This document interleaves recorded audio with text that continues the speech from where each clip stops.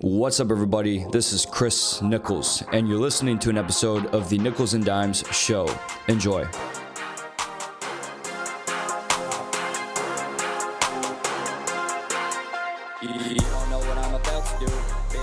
What's going on, everybody? I hope everybody had a happy Thanksgiving. We are approaching the end of 2023, so we have a good time in the year to reflect on what we're thankful for, what happened over the year, did we reach our goals, and how we're going to adjust and go after it next year. So I always love these transition periods to do this type of reflection. But I just want to take this episode to share a little bit about my Thanksgiving break travel experience to Japan and some challenges that some of my entrepreneur guests have talked about on the show. I know I've done a few solo episodes talking about entrepreneur life hacks, which was basically business advice given by business or life advice really given by some of my guests.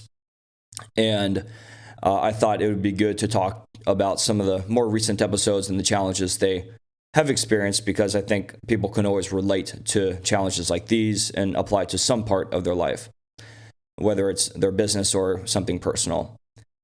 But regarding the recent Thanksgiving break, I had an opportunity to go to a country that I've been wanting to go to for many years.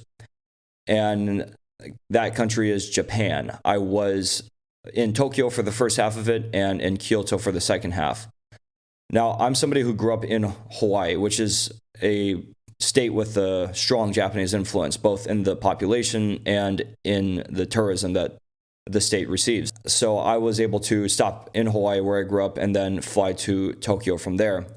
But there were some things about the culture that really stood out to me, and I just have so many good things to say about the country and the culture, and I think there's a lot that anyone can learn from it. So I just wanted to call out that I really noticed such a high integrity culture in Japan. That comes out in a number of different ways. It seems like there's less of a concern around people breaking rules or wronging others. That was something that stood out to me. There's low crime. There's really not much chaos at all that I noticed. People are generally pretty polite and respectful. It obviously makes you feel very welcome when you go to their country as an outsider and not knowing how to speak the language. A few other ways where this integrity comes out is the standards that they hold. And that comes out in the way they handle and manage food, the customer service that they deliver, and the overall cleanliness of the cities and the streets. I should share a fun example. I was in the back of a taxi with my friend on this trip, and there were these TVs where they were playing these commercials, right? And this commercial basically gave a message about how you should pick up trash on the street if you see it and take it with you to keep things clean. This isn't just like, oh, pick up trash, random trash outside, and then throw it away in some trash can half a block away. But there are no trash cans on the streets in Japan. So this expectation is that you put it in your bag and then go throw it away at home or somewhere wherever you're going where there's a trash can.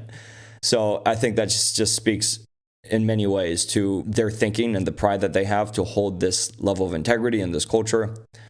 And I thought that was just very fascinating. I want to share a couple of my favorite parts of this trip.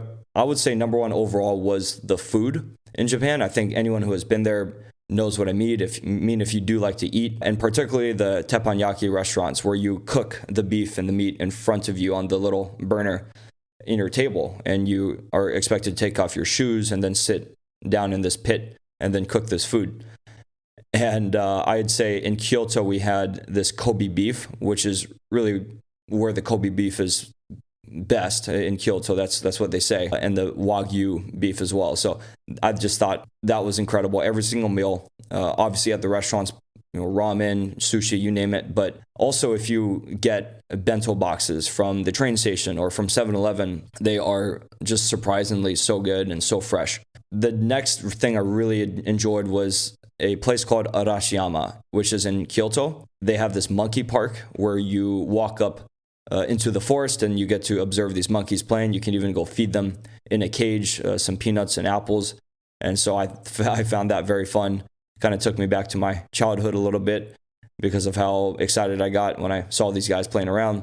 And then you also have the bamboo forest in Arashiyama. So that was just across the river there where we saw the monkeys. And I also went and checked out an onsen, which is the hot springs that are really unique to Japan. And there's a number of traditions and rules that go along with it because they've been around for so long. You are having a nice experience, like a really relaxing experience doing the hot spring, and they have a cold plunge and they got a sauna and that kind of stuff. So it's one of those things where you can go and spend hours at and just feel so refreshed. And then the third thing I would call out would be Shibuya, which is in Tokyo.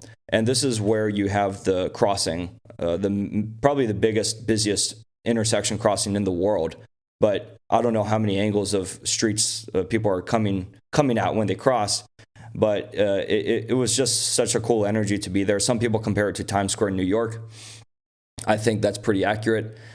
But I really enjoyed the shopping there, the restaurants, and just the speed and energy around you. So I highly recommend Japan. I just had to share this because it was such a special experience for me personally within the past few weeks.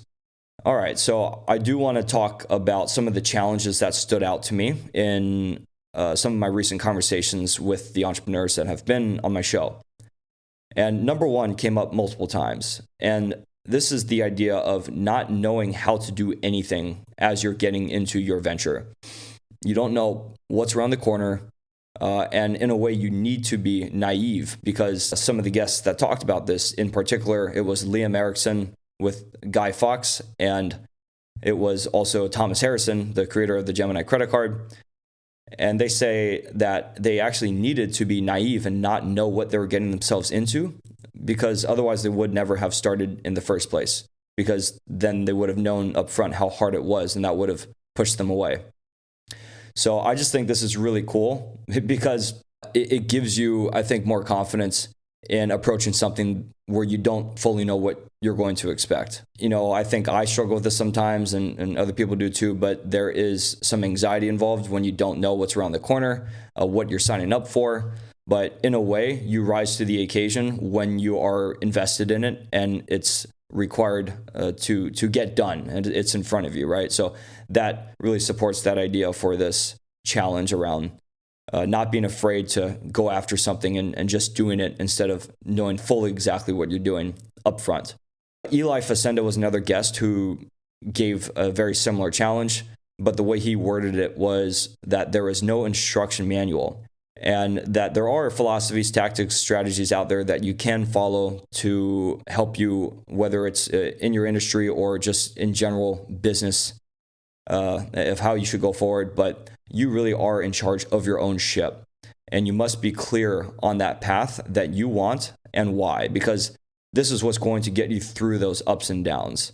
It really has to come from an internal place rather than what the book says. So I really appreciated this piece of advice from Eli regarding challenges that he has encountered and has overcome.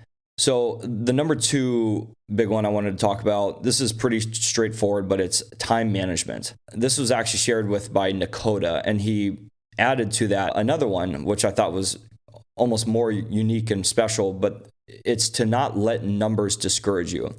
And in that context, he was talking specifically about social media reach numbers and stats, but I do think that this can be applied to sales, number of clients, really anything when you're in the middle of building something, because we're building a lot, right? That's what these early stage entrepreneurs are doing. Even if they're profitable, we're all still building, right? If they're a massive company, everyone's trying to build.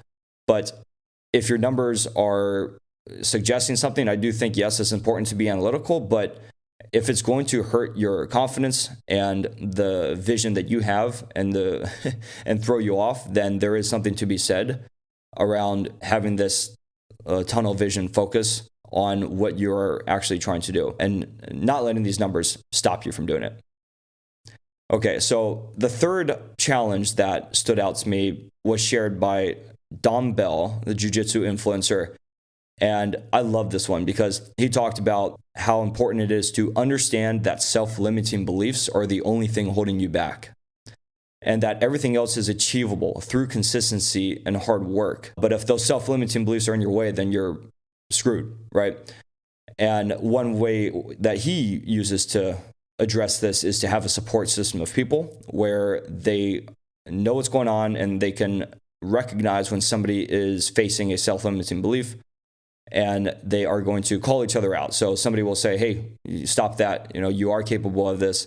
Just like basic support system. But the self-limiting beliefs, it's so important to get your mind right. And once you can unlock that, your potential really goes through the roof. So those are 3 big ones from recent episodes. I also just wanted to touch on one that came up overall quite a bit that I recall from really many guests throughout the year.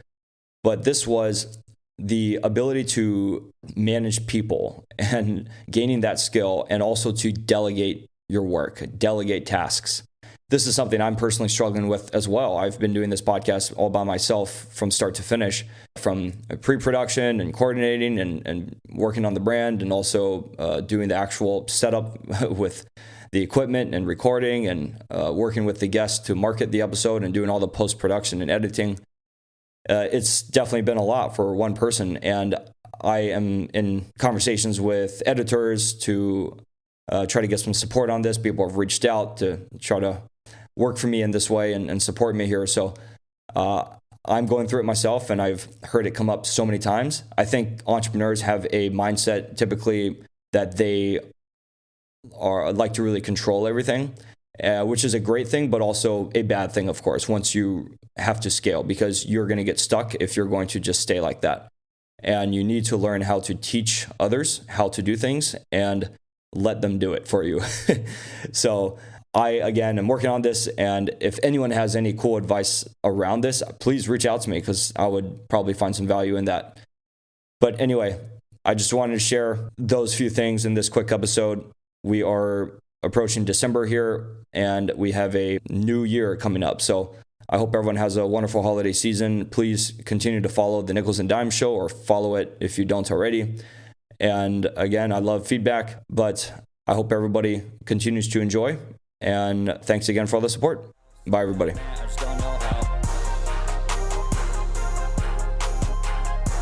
Thank you for joining our conversation today on the Nichols and Dimes Show. Please check out and follow my podcast Instagram at nicholsanddimezshow. I'd love to have you subscribe to the show on Apple Podcasts or Spotify or YouTube. You can also find it on my website. I welcome and encourage any feedback you can share in the reviews so I can continue to improve and develop the show. Thanks again, and see you next time.